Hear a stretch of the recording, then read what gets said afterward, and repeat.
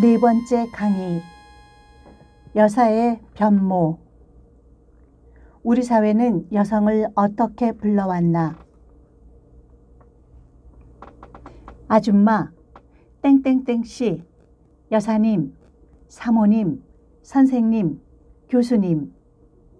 한국어에는 호칭어와 지칭어가 다양하게 발달되어 있지만 누군가를 어떻게 칭하느냐에 따라 상대를 향한 말의 온도가 극명히 달라진다.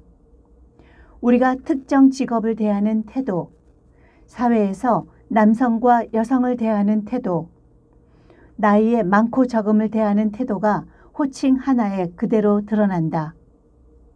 각기 다른 호칭어와 그에 따른 말 대접에 드러난 우리의 인식은 어떤 모습일까? 2017년 한겨레의 시 논란. 누구에게 어떤 호칭을 써야 하는지는 참으로 조심스럽고 어려운 문제다. 인물에 따라서는 엄청난 논란을 불러일으키기도 한다. 이와 관련하여 가장 기억에 남는 논란 중 하나가 2017년 5월 문재인 대통령 취임 직후에 있었던 대통령 부인에 대한 호칭 논란이 아닐까 한다. 한겨레 신문이 문재인 대통령 취임 직후 대통령의 부인을 김정숙 씨라고 표기한 기사를 내보냈다. 이를 보고 독자들이 대통령의 부인을 김정숙 씨라고 표현하는 것은 무례하다. 김정숙 여사 정도는 표현해야 하지 않냐는 내용의 댓글을 달기 시작했다. 이에 대해 한겨레는 이와 같은 표기 원칙은 1988년 창간 이래 계속 지켜왔던 원칙이라고 해명한다. 대통령 부인에 대해 영부인이나 여사라는 권위주의적인 경칭을 사용하지 않고 그냥 대통령 부인 땡땡씨로 표기하는 것이 내부적 원칙이며 한겨레는 그것을 지금까지 지켜왔다는 것이다. 하지만 한겨레의 해명에 대한 독자들의 반응은 싸늘했다. 독자들은 한겨레의 해명에 물러서지 않고 과거 한겨레의 기사를 모두 검색하여 한겨레가 원칙을 지키지 않고 다른 대통령의 부인에게 여사를 썼던 경우를 찾아냈다. 그리고 원칙 없이 오락가락 여사와 씨 사이를 오간 한겨레에 조롱과 비난을 퍼부었다. 정치권도 합세하여 비난의 목소리를 더한다. 여당 국회의원들은 자신의 SNS를 통해 대통령의 부인인데 씨는 너무하지 않냐, 여사 정도는 붙여야 하지 않냐는 입장을 밝히며 한겨레가 쓸데없는 고집을 부리는 것이 아니냐고 불편한 심경을 표현했다. 논란은 사이버 공간을 오가면서 눈덩이처럼 커졌고 급기야 독자들의 절독 운동으로까지 이어졌다. 시 논란이 절독 운동으로 번지는 양상을 보이자 한겨레는 심각성을 깨닫고 내부 논의를 시작했다. 그리고 2017년 8월 25일 알림을 통해 창간 이래 지켜오던 대통령 부인에 대한 존칭 원칙, 즉 영부인이나 여사처럼 권위주의적인 존칭을 쓰지 않고 씨를 쓰겠다는 원칙을 바꾸겠다는 내용을 발표한다. 씨와 여사의 논란은 한겨레가 창간 이래 29년간 유지했던 편집 방침을 바꾸는 것으로 일단락된다. 사실은 1999년부터 이희호 씨인가 이희호 여사님인가? 한겨레 신문의 대통령 부인에 대한 씨 호칭 논란은 2017년이 처음은 아니었다. 김대중 대통령과 노무현 대통령 때도 같은 문제 제기가 있었다. 1999년 12월 7일자 한겨레에는 김대중 대통령의 부인을 이희호 씨라고 부르는 것이 예의에 벗어난 것 같아 보기 좋지 않다는 독자의 목소리가 실려 있다. 이 독자는 대통령 부인에게 씨가 적절한 호칭이 아니라고 지적하며 한겨레 신문이 정권에 대한 나쁜 감정이나 여성에 대한 차별의식을 가진 것이 아니냐는 입장을 이메일로 보낸 것이다. 이 문제 제기에 대해 한겨레는 답합니다를 통해 자신들의 입장을 독자들에게 전한다. 나쁜 감정이나 차별의식 때문이 아니라 영부인이나 여사처럼 권위주의적인 말을 될수록 쓰지 않는다는 내부적 원칙에 따라 창간 때부터 지위와 남녀를 가리지 않고 씨라는 존칭을 써왔다는 짧은 답변을 내놓았다. 짧은 질문에 대한 짧은 답변이 오간 후 별다른 논의가 더 이어지지는 않은 것으로 보인다. 2007년에 또다시 권양숙 씨 논란. 이후 대통령 부인에 대한 씨 호칭 논란이 한겨레 신문에 다시 등장한 것은 2007년이었다. 2007년 10월 7일자 기사 중에는 권양숙 씨가 뭡니까? 라는 제목의 기사가 있다. 이 기사는 당시 남북 정상회담을 위해 평양을 방문했던 노무현 대통령 부부의 소식을 전하면서 대통령 부인을 권양숙 씨라고 칭한 것에 대한 독자들의 질문과 항의의 내용, 그리고 이에 대한 한겨레의 입장이 정리되어 있다. 이 기사는 편집국에서라는 이름을 달고 있었고 작성자는 박찬수 정치부문 편집장이었다. 정치부문 편집장이 직접 작성한 해당 기사에는 한겨레를 통해 대통령 내외의 평양 방문 보도를 접한 독자들의 항의성 반응이 잘 담겨 있다. 현직 대통령 부인이신데 권양숙 씨라고 표기하다니요. 이건 정말 아니지 않습니까?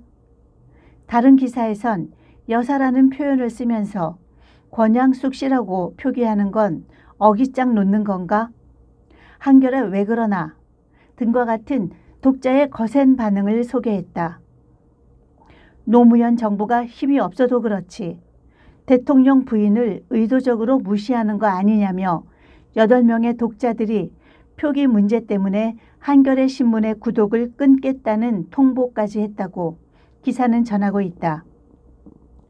1999년 이희호 씨 때보다 독자들의 반응이 더욱 거셌던 것으로 보인다. 하지만 이에 대한 한겨레의 입장은 이전의 입장과 크게 다르지 않았다. 단 이전보다는 훨씬 더 상세하게 자신들의 표기 원칙을 설명했다.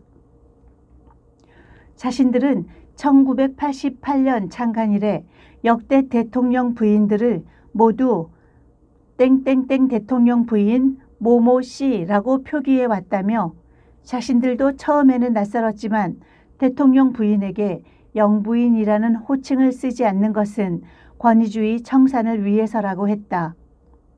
그리고 여사라는 호칭을 쓰지 않는 것 또한 성별이 드러나는 호칭을 가급적 배제하기 위한 뜻이라고 설명했다.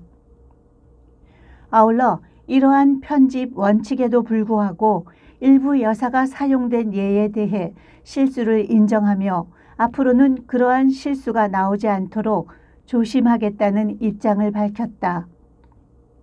그리고 한겨레가 일관된 원칙을 가지고 타 언론과 달리 표현하는 데 대해 이의를 제기할 생각이 없다는 청와대 대변인의 발언을 인용하며 정작 청와대는 이 문제에 대해 어떠한 항의도 하지 않았다고 강조했다. 끝으로 한겨레의 표기 원칙에 대해 독자들의 이해를 구하며 글을 마무리했다. 이 글은 2009년 5월 31일에 한 번 더 실리게 된다. 노무현 전 대통령이 세상을 떠난 사실을 보도하는 과정에서 전 대통령의 부인을 권양숙 씨로 보도하는 한겨레에 다시 독자들의 항의가 빗발쳤기 때문이다. 하지만 이 역시 한겨레의 편집 원칙을 바꾸는 데까지 이르지는 못했다. 시 논란에서 짚어보아야 할 두 가지.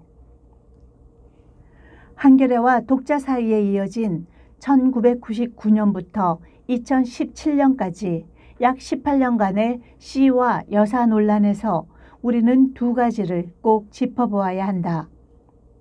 우선은 호칭에 있어서의 호칭어와 지칭어의 차이다. 호칭어란 누군가를 부르는 말이고 지칭어란 누군가를 가리키는 말이다. 그래서 호칭어와 지칭어는 다를 수 있다. 예를 들어 딸의 배우자는 사위인데 사위는 지칭어, 즉 가리키는 말일 뿐 호칭어, 즉 대면하여 부르는 말로는 잘 쓰지 않는다. 대체로 사위를 대면하여 부를 때는 유서방, 김서방처럼 성에 서방을 붙여서 부르는 것이 일반적이다. 물론 요즘은 그냥 자식을 부르듯이 이름을 호칭어로 사용하기도 한다. 또 기업의 대표이사를 지칭할 때는 모모 주식회사, 모모모 대표와 같이 표기하지만 대면하여 부를 때는 부르는 사람과 듣는 사람의 관계에 따라서 모모 대표님 혹은 모모 대표와 같이 달리 부를 수 있다. 만약 화자가 청자보다 지위가 낮으면 모모 대표님과 같이 부를 것이고 반대로 화자가 청자보다 지위가 높거나 둘의 지위가 같으면 모모 대표와 같이 부를 수 있을 것이다. 이처럼 호칭어는 화자와 청자의 관계를 드러낸다. 호칭어와 지칭어의 차이. 신문 기사에는 당연히 지칭어가 사용되지 호칭어가 사용되지는 않는다. 신문에서 사용되는 언어는 글말이지 입말이 아니기 때문이다. 따라서 기사에서 대통령의 부인을 김정숙 씨라고 지칭하는 것을 해당 신문사가 원칙으로 삼는다고 해서 해당 신문의 기자가 대통령 부인을 만나 대면하는 상황에서까지 김정숙 씨라는 호칭어를 사용한다는 뜻은 아니다. 만약 기자가 대통령의 부인과 대면하여 말하는 경우라면 그 기자는 분명히 대통령의 부인을 김정숙 씨라고 부르지는 않을 것이다. 아마도 김정숙 여사님이라는 호칭어를 사용할 가능성이 높다. 이는 마치 신문 기사에서 모모모 대통령이라고 표기한다고 해서 대통령을 대면하는 상황에서 대통령을 모모모 대통령이라고 부르지는 않는 것과 같다. 만약 기자가 대통령을 대면한다면 님을 더해서 대통령님이라는 호칭어를 사용할 것이다. 이렇게 3번 혹은 4번을 이어간 한겨레와 독자 간 시와 여사의 호칭 논란은 호칭어와 지칭어를 혼동한 데서 오해가 증폭된 측면이 없지 않았다고 할 수 있다.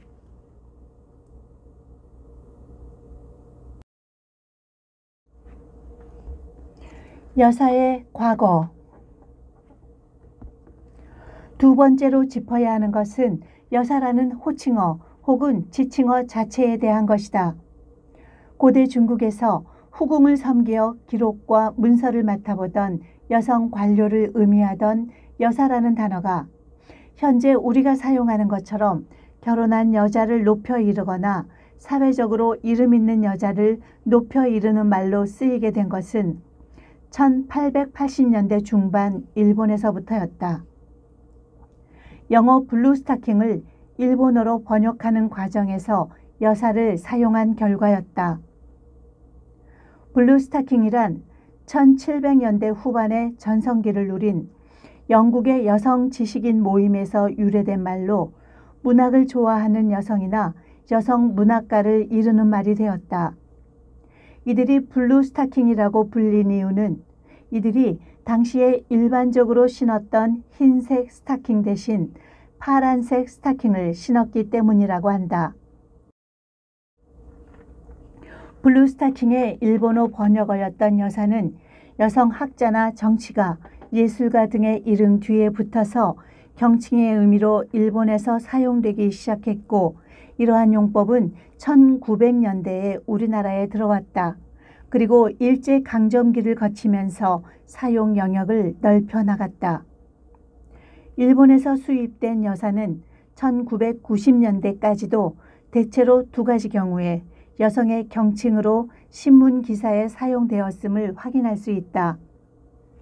하나는 사회 저명 인사인 여성을 지칭하는 경우였고, 다른 하나는 지위가 높은 남성의 배우자 여성을 지칭하는 경우였다. 전자는 대체로 시인 모모 여사, 장관 모모 여사, 국회의원 모모 여사와 같은 구조로 사용되었다. 또 후자는 대체로 누구의 부인 모모 여사의 구조로 쓰였다. 지금의 시선에서 보면 매우 낯설지만 흥미롭게도 1960년대 이전에 활약했던 여성의 경우는 국회의원도 장관도 교수도 각각 의원, 장관, 교수로 표기되기보다는 여사로 표기되며 신문지상에 자주 등장하는 것을 확인할 수 있다. 그래서 우리나라 최초의 여성 장관이며 최초의 여성 국회의원인 이명신도 당시의 신문에는 이명신 장관이나 이명신 의원이 아니라 상공부 장관 이명신 여사, 국회의원 이명신 여사라고 표기한 경우가 눈에 많이 띄인다. 또한 5선의 국회의원이었고 당시 통합야당이었던 민중당의 당수까지 지낸 박순천도 박순천 의원, 박순천 총재가 아니라 박순천 여사로 당시 신문에는 기록되어 있다. 한편 우리나라 최초의 여성 철학 박사이며 이화여자대학교 총장을 지낸 김환란의 경우도 김환란 박사나 김환란 총장이 아니라 김환란 여사로 표기된 기사를 심심치 않게 만날 수 있다. 사실 이 인물들의 경우는 1990년대 기사에까지도 이전 시대의 관습 때문인지 여사로 표기되는 경우가 자주 관찰된다. 심지어 김환란 박사의 경우는 결혼을 하지 않았다는 이유로 사회적 지위와는 걸맞지 않게 37세의 나이에도 김환란 양으로 표기된 기사도 발견된다.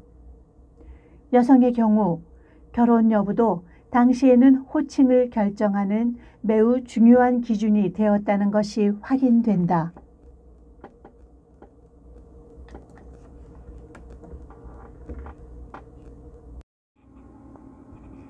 여사의 현재. 만약 요즘 여성 정치인, 학자, 예술가에 대해 기록하면서 이름 뒤에 여사를 붙인다면 어떨까?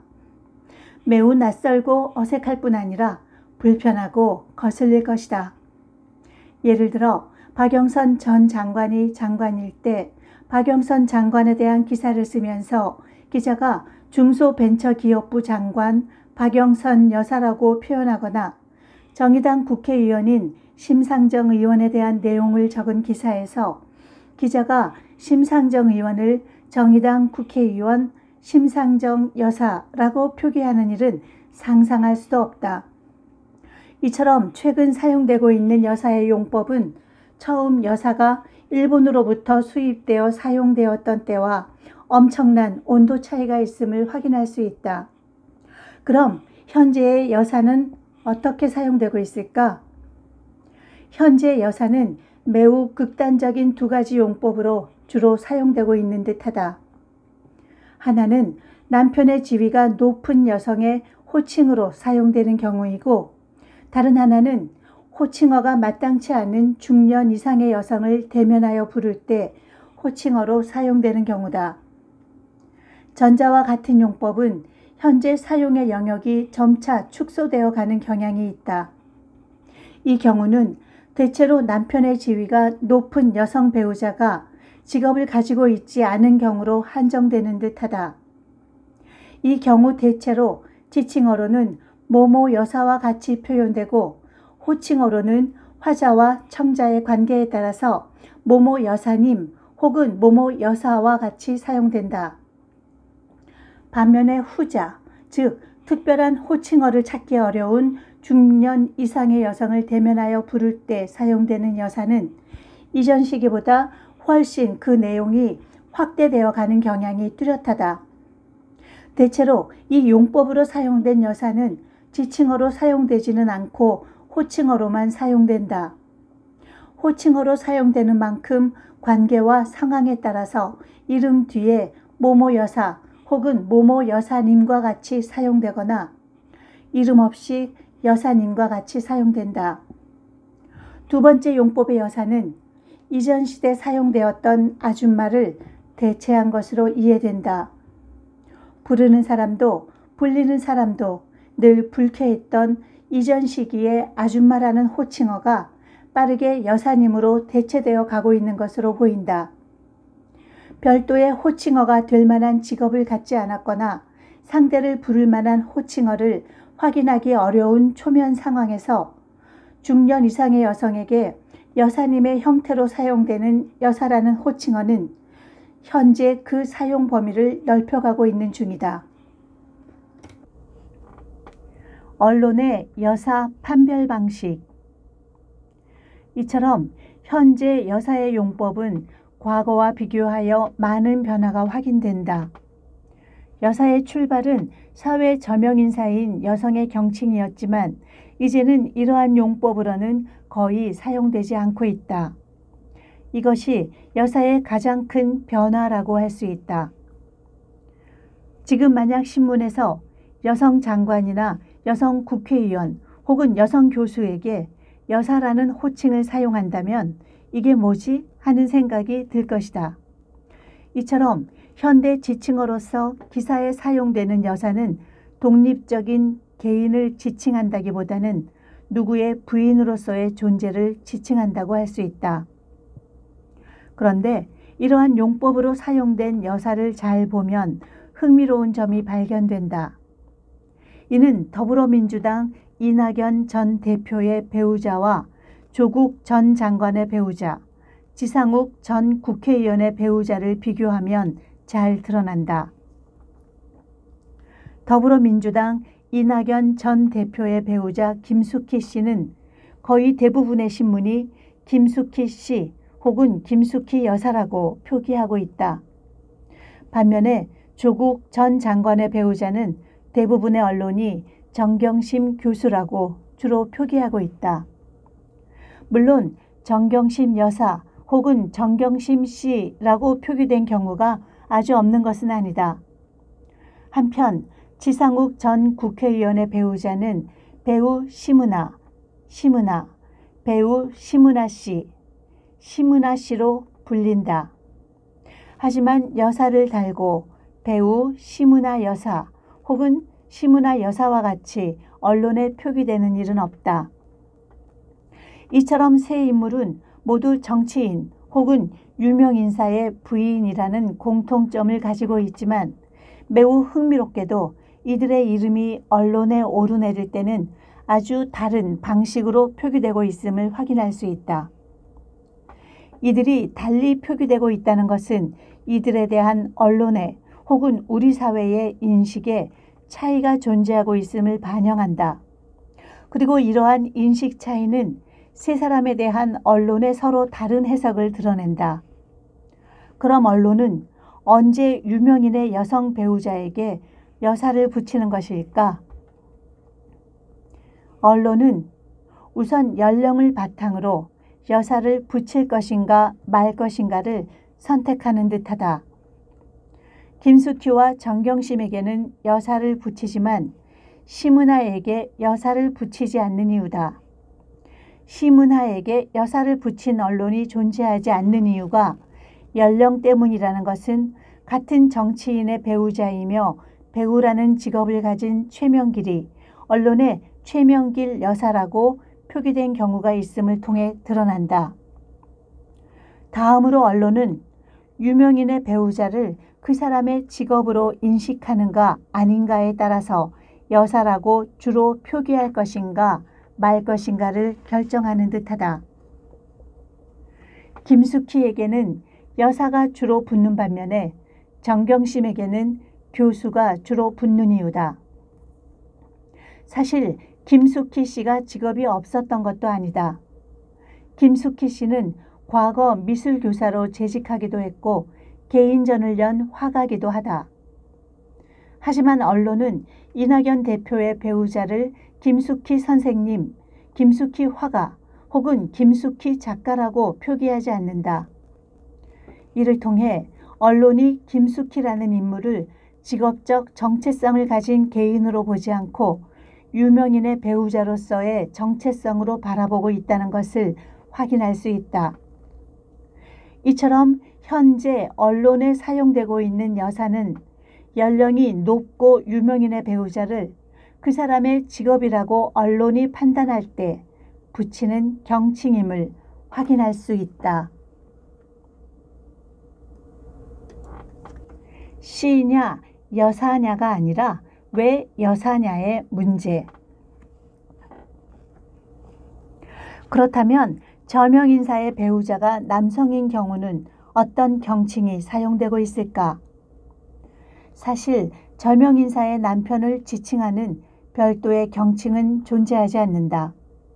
예를 들어 정의당 심상정 의원의 남편은 신문에서 이승배 씨 혹은 이승배 이사장으로 지칭된다.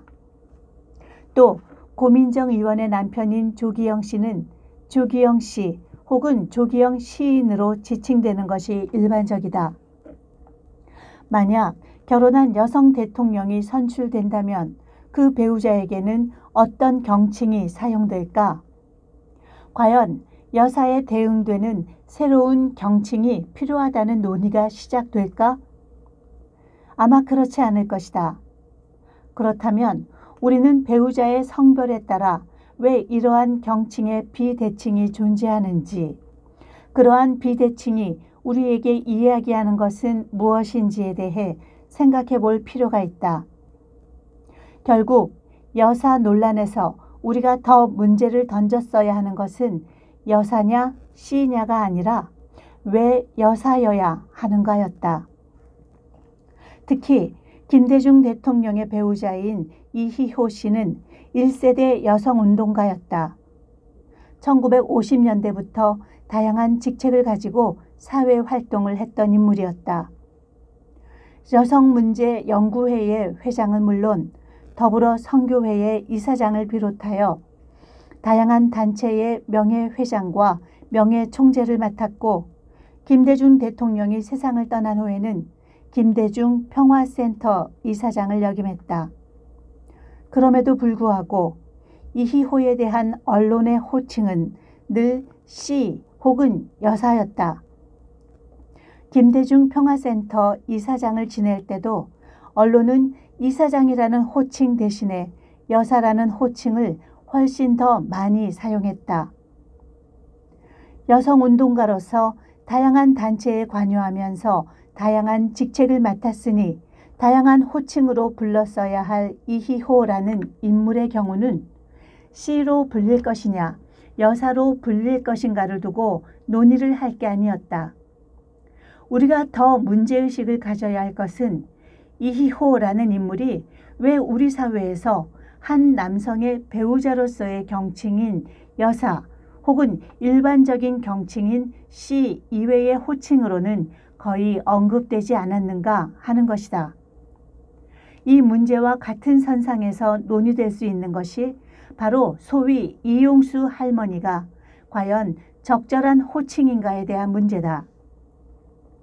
일본군 성노예로서 인권을 짓밟히고 말살당했던 과거의 피해 사실을 전 세계에 고발하고 인권운동의 산 증인으로서 지난 30년간 세계 시민들을 향해 목소리를 높인 투쟁의 주역들을 왜 우리 사회는 그리고 우리 언론은 위안부 피해 할머니들이라고 부르는가에 대해 생각해 보아야 한다.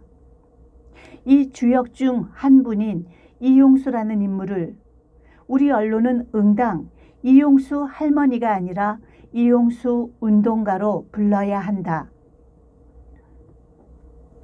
지금까지 우리는 여사라는 호칭의 변모 과정을 통해 우리 사회가 여성을 바라보는 시각이 어떻게 바뀌어 왔는가를 확인해 볼 수 있었다. 여성들이 사회에서 어떠한 호칭으로 어떻게 불려왔는가, 그리고 그것이 남성과 어떠한 차이를 보였는가를 통해 우리 사회가 지닌 두 성별에 대한 서로 다른 태도를 확인할 수 있었다.